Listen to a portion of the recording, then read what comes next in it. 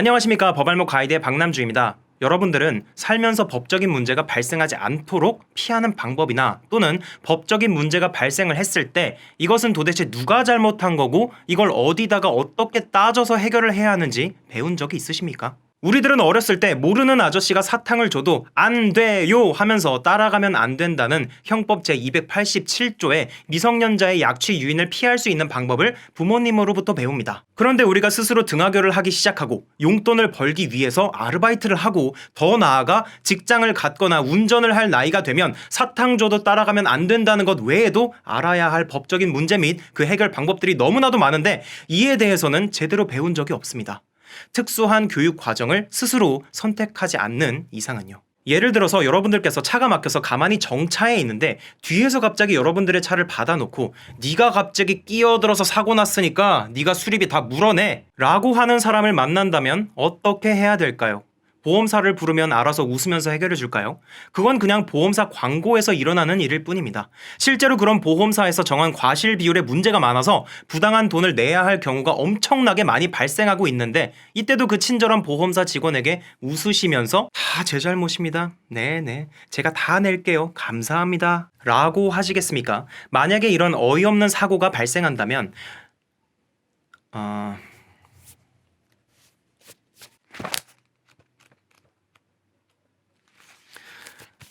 첫 번째로 블랙박스는 촬영 각도나 방향이 한정되어 있기 때문에 멀리서 사고 현장을 촬영하고 그 다음에 파손 부위도 접사하시고 차량의 방향도 촬영하신 후에 상대방에게 블랙박스 영상 자료를 제출할 의무는 없지만 법정에서 상대가 자신에게 유리해지도록 자기 차량에 블랙박스를 설치하지 않았다고 우길 수도 있기 때문에 상대 차량에도 블랙박스가 설치되어 있는지 촬영을 하셔야 합니다. 그런 후에 보험회사의 과실 비율에 불만이 있다면 일단 과실비율 정보 포털 사이트에 가셔가지고 확인을 하신 다음에 좀 문제가 있다 싶으시면은 과실비율 분쟁심의위원회의 조정을 통해서 과실비율을 다시 정할 수 있습니다. 이건 뭐 제가 잠깐 헷갈려가지고 참고 조금만 했습니다. 저도 뭐 다 기억하고 살 수는 없으니까요. 뭐 이거 별건 아니에요. 그냥 제가 좀 좋은 글들 제가 써놔서 모아놓은 책입니다. 물론 이런 문제가 생겨도 그거 그냥 변호사 선임하면 되지 뭐 우리가 그것까지 알아야 돼? 라고 하는 분들이 계십니다. 물론 저도 개인이 간단히 해결할 수 없는 일에 대해서는 당연히 법률 전문가의 조력을 반드시 받아야만 한다고 생각하고 있습니다. 그러니까 제가 속한 이 법률사무소의 변호사분들도 돈을 벌고 가족들을 부양할 수 있는 것이겠죠. 그런데 만약에 친구가 한 50만 원 빌려서 안 준다든지 또는 2만 원짜리 중고거래 사기를 당했다면 어떻게 하시겠습니까? 이럴 때도 아무런 걱정 없이 비싼 돈을 들여서 변호사를 선임할 수 있는 사람 과연 많이 있을까요? 아니 애초에 그 변호사 선임할 비용이 걱정되지 않는다면 2만 원, 50만 원 그냥 뭐 똥 밟았다 치고 잊어버리고 말겠죠.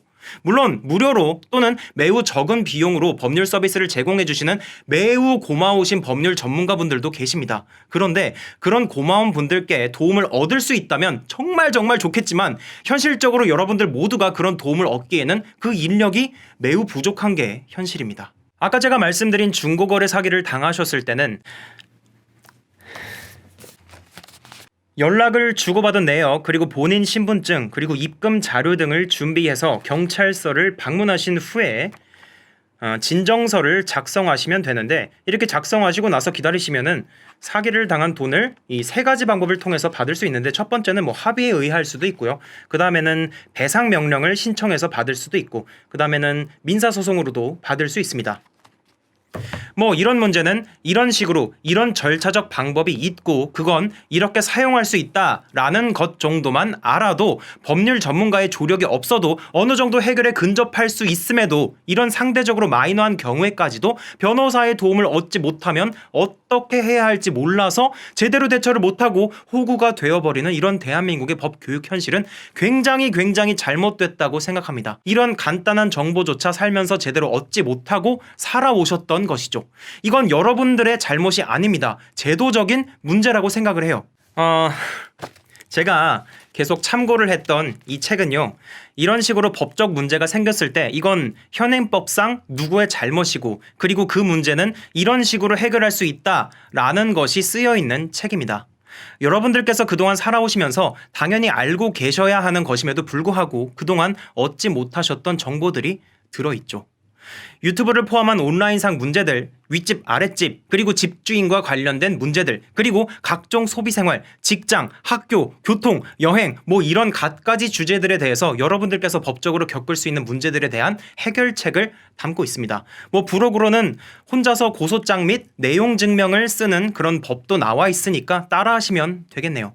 이 책은 대표로 감수를 해준 제가 있는 이 법률사무소의 김조영 대표 변호사 외에도 훌륭한 실력을 갖고 있는 여러 변호사분들의 꼼꼼한 검토 과정을 거쳐서 완성됐습니다. 뭐 결국 지책 홍보하려고 앉았네 라고 생각하실 수도 있지만 여러분들께서 나는 법적으로 호구인가 라는 불안감을 없앨 수 있을 만큼의 좋은 정보들을 담고 있기 때문에 민망함을 물리치고 자신있게 여러분들께 제가 쓴 이 책을 추천합니다. 네, 오늘 영상은 여기까지입니다. 감사합니다.